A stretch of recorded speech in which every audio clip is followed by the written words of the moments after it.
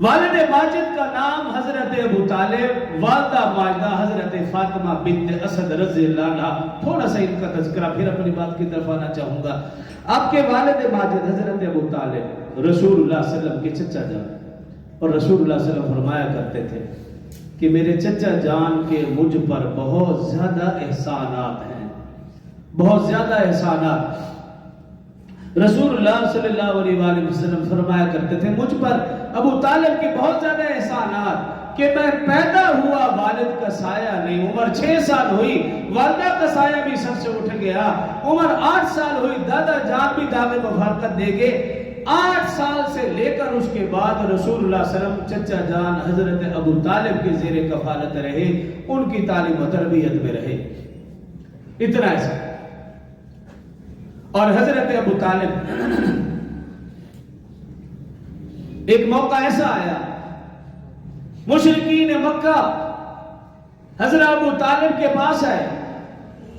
اور کہا اے سردار مکہ آج آپ 2 ٹوک فیصلہ کر دیجئے،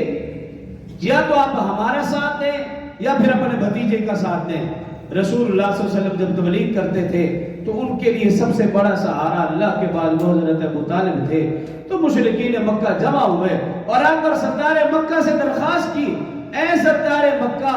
آج آپ 2 ٹوک کو فیصلہ کر دیجئے، یا تو آپ ہمارا ساتھ دیں یا پھر اپنے بھتیجے کا ساتھ دیں۔ رسول اللہ صلی اللہ علیہ وسلم کچھ دیر کے بعد تشریف لائے، چچا جان نے بلایا اور بھتیجے کے سامنے بات رکھی، بات سننے کی دیر تھی۔ رسول اللہ صلی اللہ علیہ وسلم کی آنکھوں کے سامنے آنکھوں سے آنسو آ گئے اور رسول اللہ صلی اللہ علیہ وسلم فرمانے لگے اے چچا جان، والد والدہ دادا جان کے بعد آپ میرے دنیاوی سہارا تھے، آج آپ کی بات سے گفتگو سے مجھے محسوس ہو رہا ہے کہ یہ سہارا بھی ٹوٹنا چاہتا ہے۔ اے چچا جان سن لیجئے، اگر یہ مشرکین مکہ میرے ایک ہاتھ میں سورج رکھ دیں دوسرے میں چاند رکھ دیں پھر بھی میں دعوت و تبلیغ والا کام نہیں چھوڑوں گا۔ جب چچا جان نے بھتیجے کی یہ بات سنی تو پھر چچا جان کہنے لگے اچھا بھتیجے تیرا یہ جذبہ ہے تو پھر سن، تو اپنا کام جاری رکھ، ابو طالب اور ابو طالب کی اولاد کے ہوتے ہوئے کوئی دشمن دین تیری طرف گندی نظر سے بھی نہیں دیکھ سکتا۔ اتنے احسانات حضرت ابو طالب تھے۔ روایت میں آتا ہے کہ حضرت ابو طالب اپنے بیٹے جعفر بن ابی طالب کے ساتھ گزر رہے، نظر پڑی رسول اللہ صلی اللہ علیہ وسلم اور حضرت علی، یہ دونوں ایک وادی میں گھاٹی میں نماز پڑھ رہے،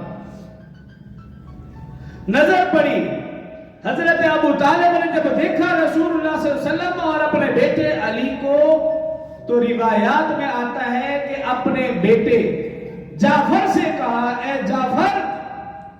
جا، مصطفیٰ کا ایک بازو علی ہے دوسرا بازو تو بن جا۔ حضرت ابو طالب ان کا آخری وقت آیا، سیرت ابن حشام کے اندر یہ بات درج ہے جو میں آپ بتانے لگا ہوں، کتاب بھی میرے پاس موجود ہے، حوالہ بھی آپ کو بتا رہا ہوں، کو دیکھنا چاہے گا دکھانے کے لیے بھی تیار ہوں۔ سیرت ابن حشام، حضرت ابو طالب کا آخری وقت آیا، بیمار ہیں، بستر پر لیٹے ہوئے ہیں، رسول اللہ صلی اللہ علیہ وآلہ وسلم تشریف لائے اور اپنے چچا جان سے کہا اے چچا جان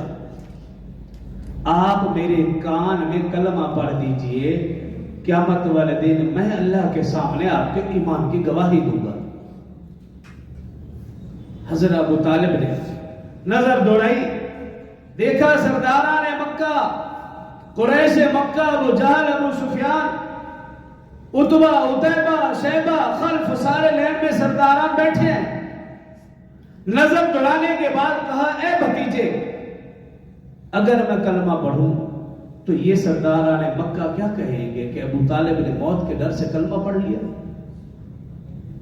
یہ بات حضرت ابو طالب نے کہی، رسول اللہ صلی اللہ علیہ وسلم روتے ہوئے وہاں سے تشریف لے۔ سیرت ابن حشام کے اندر یہ بات درج ہے۔